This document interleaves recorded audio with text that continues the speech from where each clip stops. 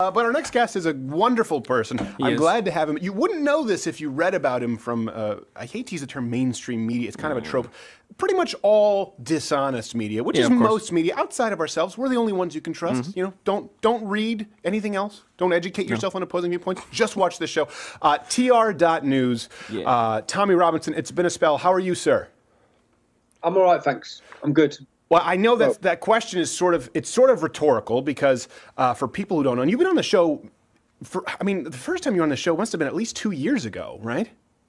Yep, it was a while ago, and a hell of a lot's happened, isn't it? Yes, and you've already done some time in jail since then. And here's one thing I want to make sure before we go through this timeline, because it is unbelievable. You know, a lot of people go out there right now with this sort of martyr victim complex, and you do see it from the right as well. But when I read about your situation in the news, and every time I read a development, I go, oh my God, I've never seen this kind of a railroading just because of someone's point of view, basically from his government. So let me just make sure I have this correct. I try to compile it on a timeline. August 1st, Lord Chief of Justice of England and Wales threw out your conviction. You were released from prison.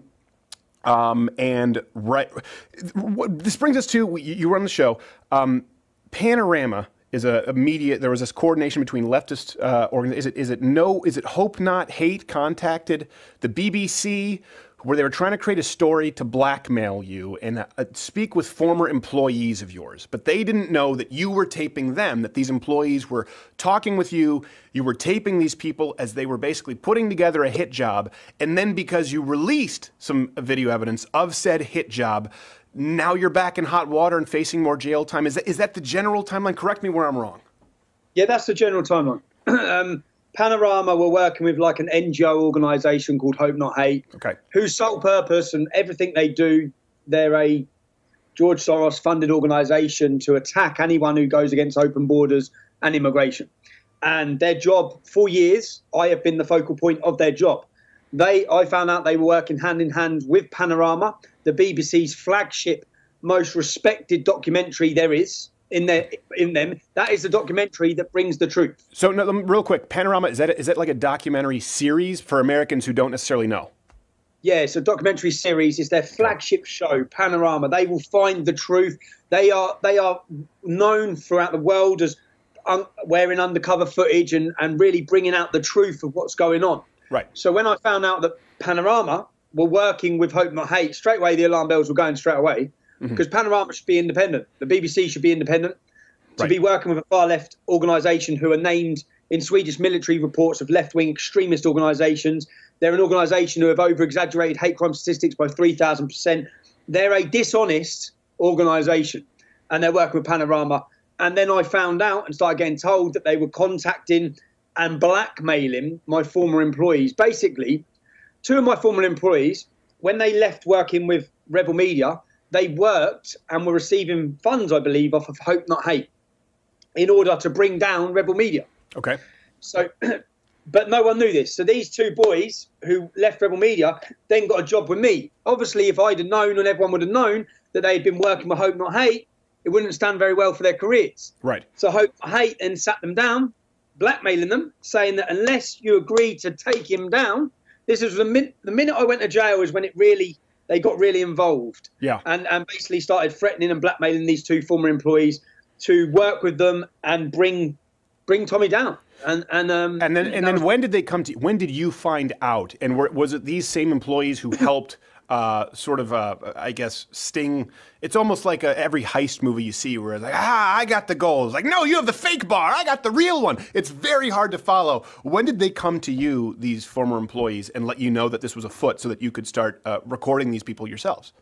So they didn't. What I found out was that what they were doing with Hope Not Hate was setting up secret cameras as though they were secret cameras. Then they were sitting having conversations about me, so then it could be said that this recording was undercover footage.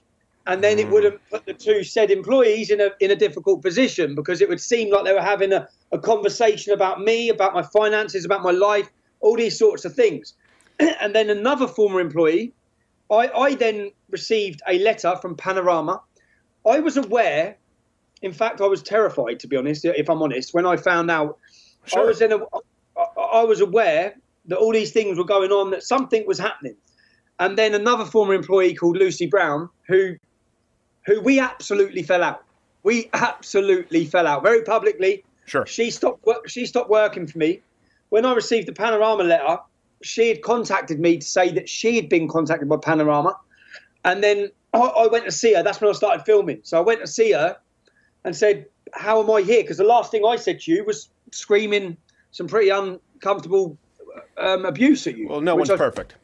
No. So that's the last time I spoke to you, Lucy. So tell me why I'm here. And she said, she said she was that annoyed with me. She had my prison number tattooed on her wrist, yeah. She was that annoyed with me. So we really fell out, yeah. But then she said that I've been contacted by Panorama, and it seems that they just want me to say negative things about you.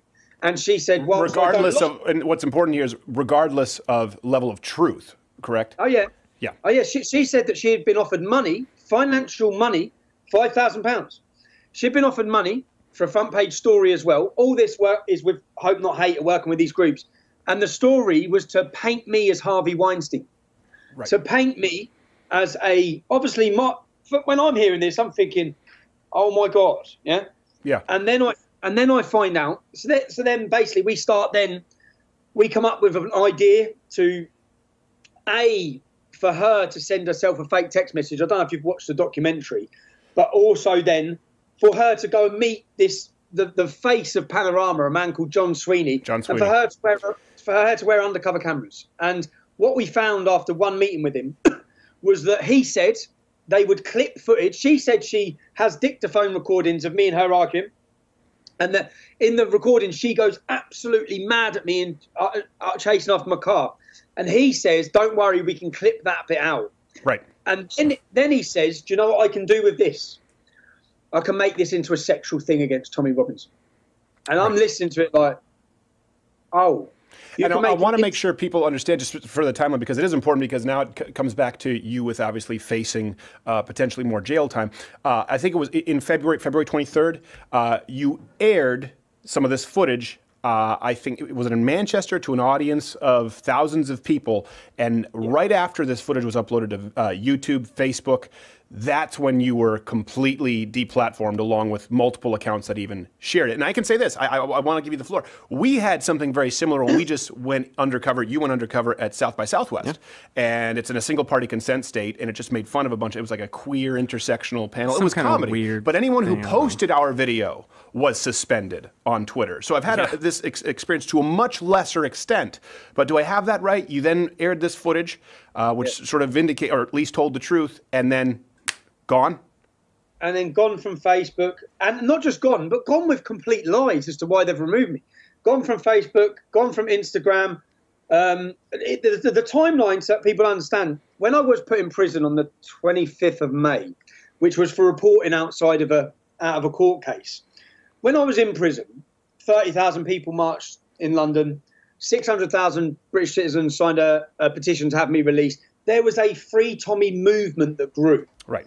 It was at this time that Panorama were instructed to do a hit on Tommy Robinson. It was at that moment that then, because they could see that whether you call it notoriety or my support had that the idea of silencing me in prison had the adverse effect. Right. I was coming out of prison to a mass movement of people who were now listening to me. And you can see by my video results that I'd started to do, that they were going far and wide. And it seems that Panorama then had been instructed, bring him down, working alongside Hope Not Hate. I produced my video, which completely proves with evidence that they will lie and create news. Well, that's also, by the way, that's also validated by, what's his name? Mohammed Shafiq? What's his name? Mohammed Shafiq? He's a BBC guy. Didn't he admit on Twitter that he had a meeting with Facebook to have you removed from the platform? He did, yeah. He had a meeting with Facebook. He says he had a meeting with Facebook, and it's worked. I've been removed.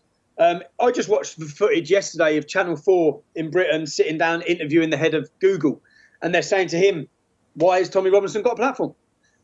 I'll be gone off YouTube very soon, 100%. Labour politicians, free Labour politicians, there's a video of them sitting with the CEO of YouTube. This was a year ago. And they're saying to him, why is Tommy Robinson on your platform? And I want to be clear about this. This is important for people to understand. It's a different situation with you in the UK than it is for Americans, because the government is trying to exert political pressures because they don't like what you're saying. As much as people don't like Donald Trump is not making calls to Susan Wojcicki saying, all right, I want you to get Jake Wigger removed off YouTube. And he wouldn't be able to anyways. We don't have those kinds of hate speech laws in the United States. It's different with your country, just like it's different in the way Twitter would handle dissent, I think, with China. There have been multiple cases of them basically acquiescing to authoritarian governments. But I want to make sure I understand this correctly. Your sentence was, I don't want to misspeak legally because I don't want to get you in trouble, but it was thrown out, and now is it the same case as before that you're being retried for? Yeah, so it was thrown out, and it was thrown out by the head judge of the whole of Britain, yeah? The top man. Yeah. And when he threw it out, he absolutely tore it to shreds. He said that I wasn't asked if I was guilty or not guilty. It was a completely flawed trial. It wasn't a trial. I was sent straight to prison without any opportunity. I hadn't even been told what I'd done. Right. I was taken off the street. 5 hours later, I was spending 30 months in prison without my own legal representation, without the opportunity. So that was thrown out. And what's the justification for the retrial on that case? Because you're not. I think your court date is sometime in March, and it's not regarding this taping of this BBC of this panorama. It's the same case as before that was thrown out. It is that by standing outside the court and asking the 10 now convicted child rapists how they felt about their sentence, that I caused them anxiety. Right. No, I remember that. But what's the justification on what are they saying is a justification for retrying you now since it was thrown out? That's what I don't understand. So it was thrown out. And when it was thrown out, it was then put to the Old Bailey. So it was thrown out and the judge said it wasn't fair. It wasn't done properly. Do it again. I then went to court 3 more times. I was supposed to stand trial. So I've been to 3 court appearances at the highest court again in the land. That court only deals with counter-terrorism, really, and mass murders. And here it is dealing with me. And Tommy Robinson. Yeah. me holding up my phone. And when I put my argument to the judge, which was my evidence to say, actually, this is what's happened, when he read my thing the day of my trial, he just said, I can't hear this. Because essentially, what I went to prison for, which they said, was for breaching a reporting restriction.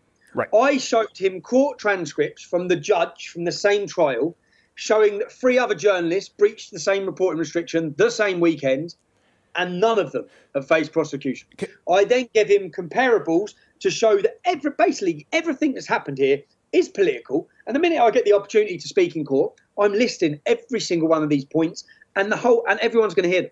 Yeah. And so he said, he didn't want it. As soon as he'd read that, he sent it back to the government.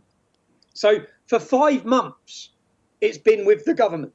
I feel like there needs to be a Schoolhouse Rock episode, like the equivalent to, the bill on the Capitol steps, only how to send Tommy Robinson to prison, where people understand the branches of government and how it gets done. Here's, I guess, my question, because obviously this is all unheard of. This has never happened. No, ever. Of course, it's like we've talked about with Dinesh D'Souza, who did do the campaign finance violation, but he's the only one who did the time that he did for that. Is the law applied equally? That is really an important measure of a free society. Now, from an outside viewer, obviously I look at this and I know about Panorama in the documentary, and as soon as you run it, boom, Facebook, Instagram, you're off. It's no longer there.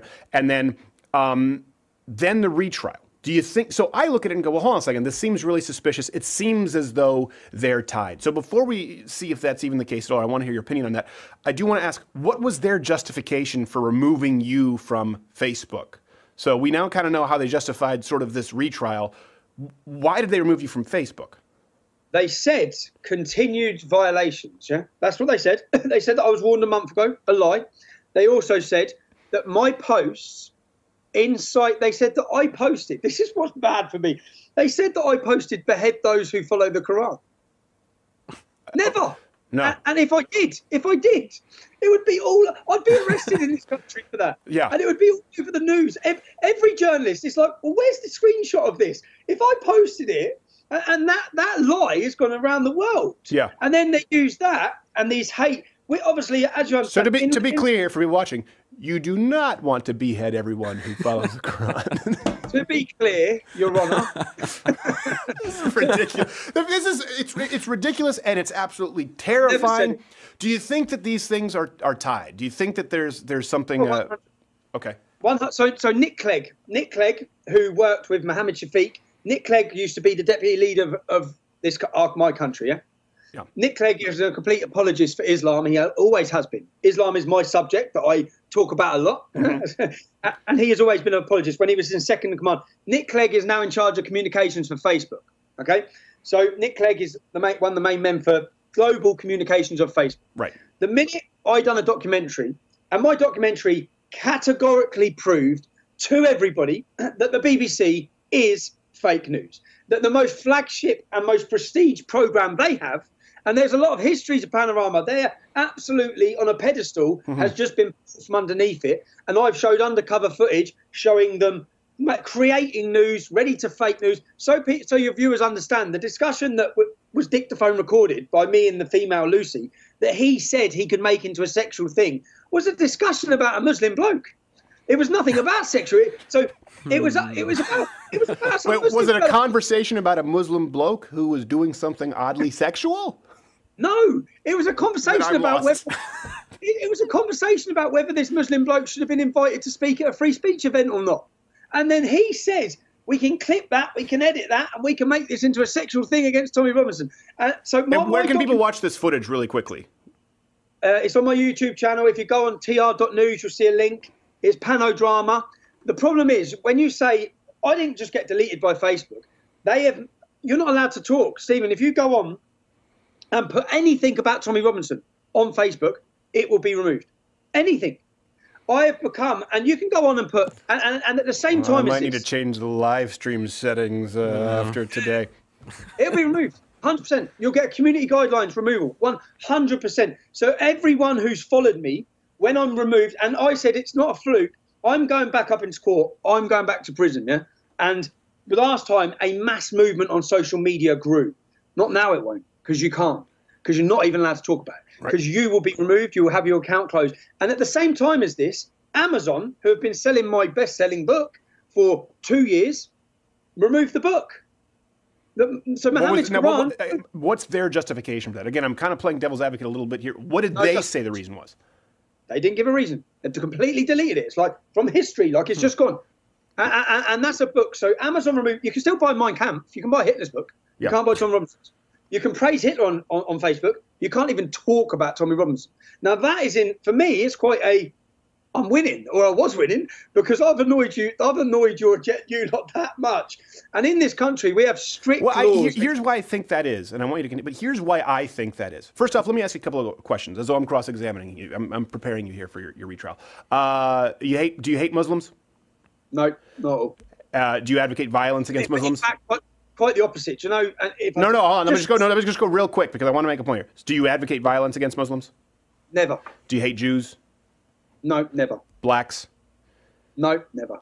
Do you consider yourself a sexist, homophobic, I don't know, white supremacist of any kind, or would you reject those titles?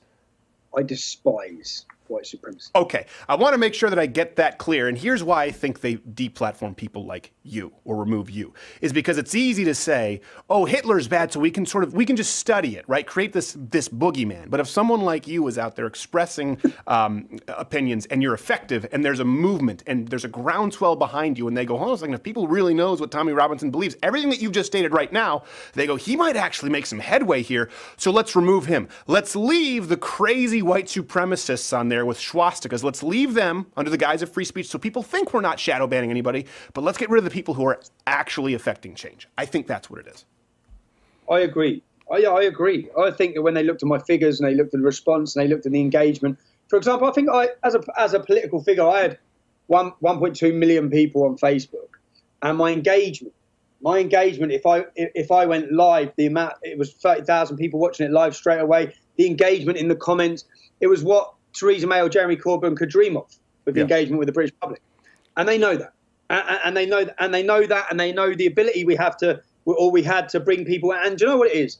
Because essentially they prove everything, so people now can see it. They can see we've been removed. People who follow my story, people who know me, And thousands now, tens of thousands, if not millions, have followed the story.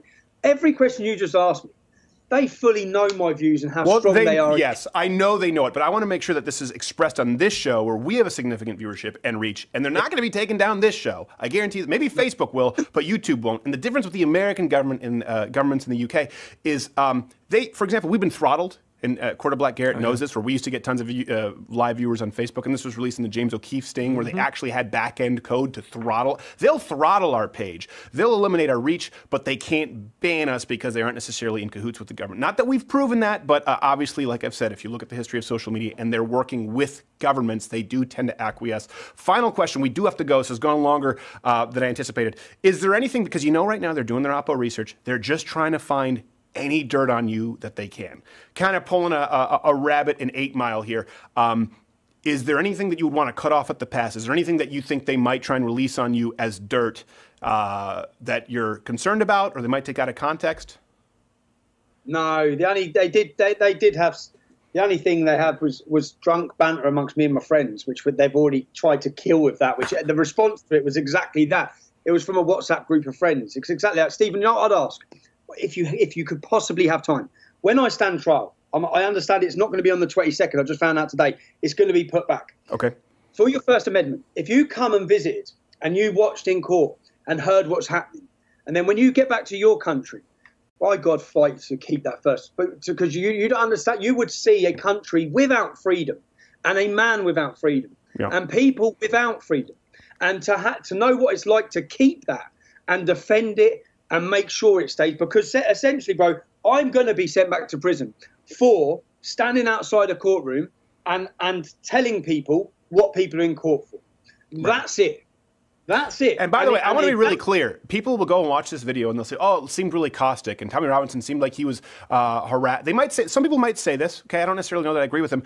I don't care. If it's a convicted rapist in the United States, you can say outside, you can't go in the courtroom, you can videotape the guy if it's on public property or if it's a single-party consent state and say, "Hey man, you're a rapist, you're a piece of shit," and guess what? People don't have to like it, but you can say it. And I know where you're coming from. I'm from Canada. We don't have the same freedom of speech as the United States. I said alleged. I said these men could be innocent until proven guilty. I said everything so that I didn't assume their guilt. I said they could walk out there with a not guilty sentence. I also said on the video that I've got Muslim friends I've grown up with who would hate these men for this crime. Yeah, This isn't all Muslim men, okay? But there is a massive epidemic in this country where a generation of our daughters have been taken as sexual slaves. 90% of the men convicted are Muslim. They only make up 4% of the UK. There's a problem. Let's try and get to the bottom of it. You know, I'll say the same thing in the United States. Obviously, not all immigrants, but there's a disproportionate problem of sex trafficking at the borders now, and it is coming largely through the Mexican-American border. And we've talked about, Donald Trump talked about that at the State of the Union, and that's where Cortez and I believe Warren, I don't remember, they wouldn't even stand up and clap until they were instructed to. All right, it is tr.news, correct? And your YouTube channel is still up for the time being, but tr.news is the best place for people to go where they can probably find all information on you and it can't be taken away. Mr. Robinson, let's make sure it is not too long before you come back as soon as you can after this court hearing. Man, prayers to you and your family. I've got a court hearing that ends tomorrow where I'm suing the police about harassment to my kids. But if that comes through, then we'll chat again because it'll be big news. Okay, absolutely. Well, listen, thank you, sir. Be as safe as you can and appreciate all that you do. Thank you, man.